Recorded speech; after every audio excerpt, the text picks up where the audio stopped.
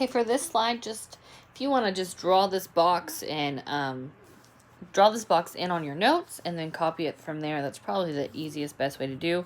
If you get really lucky and have a print at home, you could print it out. I'm good with that. So today, Alexander Hamilton, he is on our $10 bill. And so when you think of him, you should think about money because he's in charge of our money since he's the Secretary of Treasury. If you have Disney Plus, the musical Hamilton's on there. It's about that guy. So it's all kind of connected if you'd like to watch that.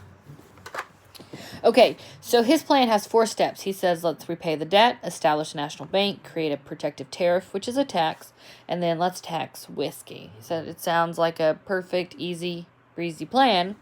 Unfortunately for him, a lot of people really agree, but then there's a lot of people that say, no, I don't like it.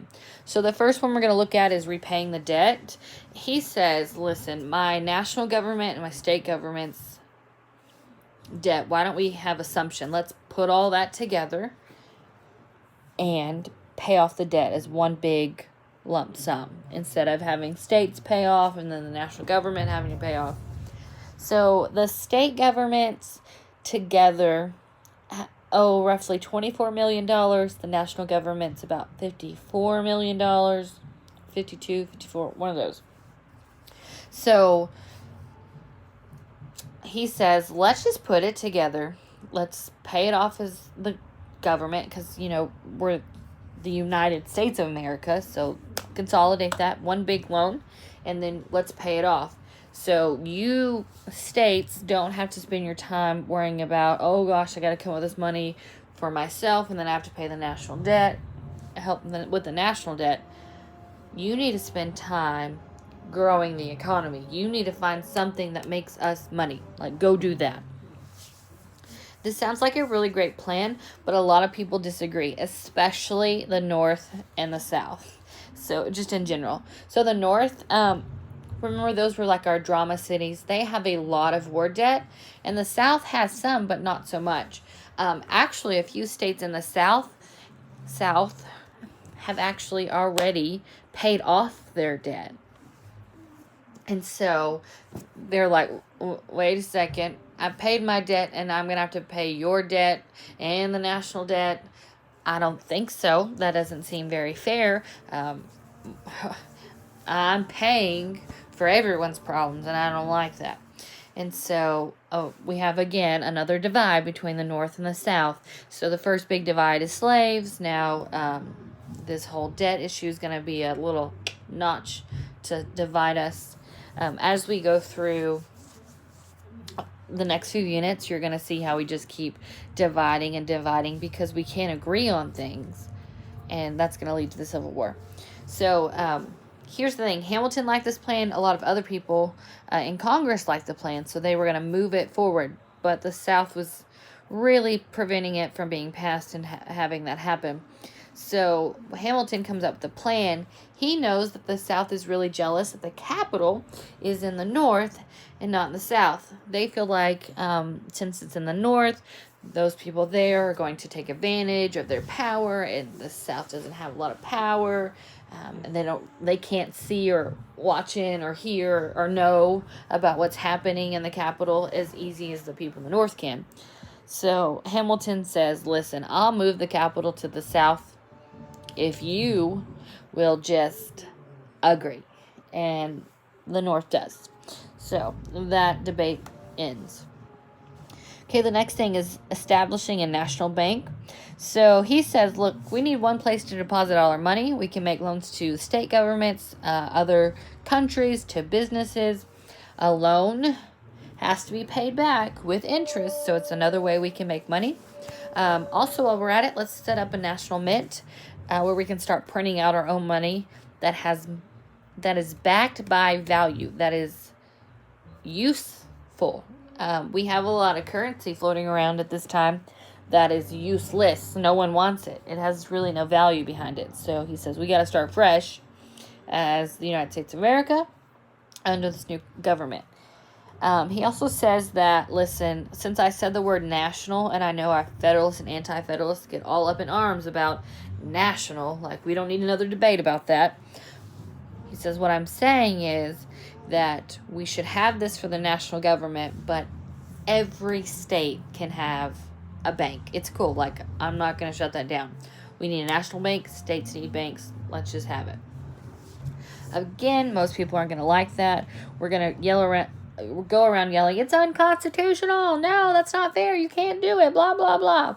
So, Thomas Jefferson and Hamilton work under George Washington and his cabinet. These two are not going to get along. Here's the first big reason they don't agree on things. Jefferson says that creating a national bank is unconstitutional. He says the Constitution does not say that you can create a national bank. Well, Hamilton kind of laughs, and he says, well, it doesn't say I can't. So if it's for the greater good, I might as well. So they're going to have that argument over, is it a loose interpretation or a strict interpretation of the Constitution? Hamilton's going to say if it's for the greater good, we should do it no matter what. Jefferson's going to say, nope, it doesn't say it, you're not doing it. So they're going to disagree. Jefferson and his followers are also going to say that, wealthy people are going to use your bank, so you're being unfair because poor people aren't going to use it, and you're just dividing our country even more. The irony, I know, but moving on. The next thing is create a protective tariff. A tariff is a tax. So, I'm going to keep going through this, but if you go to the next slide, you'll actually see the tariff. So what it looks like, it's just a tax. So the North is starting to have factories. They're making stuff. Where in the South, we're not making anything, like we're just growing stuff. There's a difference between us. And then Great Britain, Europe, they're manufacturing things. So in the South, if I want to buy that lovely pair of socks, I have two options. I can buy from Great Britain or I can buy from the North. The exact same pair of socks, same color, same fabric, same everything for $2. So it doesn't really matter who I buy from because it costs the exact same. But this tariff says that anything that comes in from another country, we have to add 75 cents to it. So would you buy socks from the North for $2 or from another country for $2.75? Obviously, you would say the North because it's cheaper and they're the same thing. Well, that's his plan. He says, let's spend our money here. Don't send our money somewhere else. That's common sense. That's the easiest way to make money. But here's a problem with this. Who is going to make money, the South or the North? I really hope you said the North because the South is not making anything off this. And so they feel cheated and they get really upset about it. And so that's going to be another divide between the North and the South. Because the North is going to be making money, cha-ching, and the South is losing money. Wow, right? Okay, and then the tax on whiskey. Very simple. We're going to talk a lot about this tomorrow. So a tax was put on whiskey to help us pay off our debt. I mean, it's really that simple. It's abundant. People have it. Alcohol was a big thing. A lot of people drank a whole lot and had it because they had a surplus of crops, so they could make that into whiskey and so forth. Here's the problem, though. Some people are going to start saying, oh, no, that's unconstitutional. You can't do that. That's not fair because you didn't ask for my consent. You know, that whole no taxation without representation. So they're going to get really upset with that. They're going to refuse to pay the tax. They're going to tar and feather the tax collectors. They go a little crazy. Going to run around saying we're the new Sons of Liberty. So we're going to have another rebellion. It's called the Whiskey Rebellion. And we're going to have to see, does our new government hold up against this rebellion? Did all that hard work creating that government, that new constitution, is it going to pay off? Is it going to withstand some craziness? We'll have to see. Dun, dun, dun.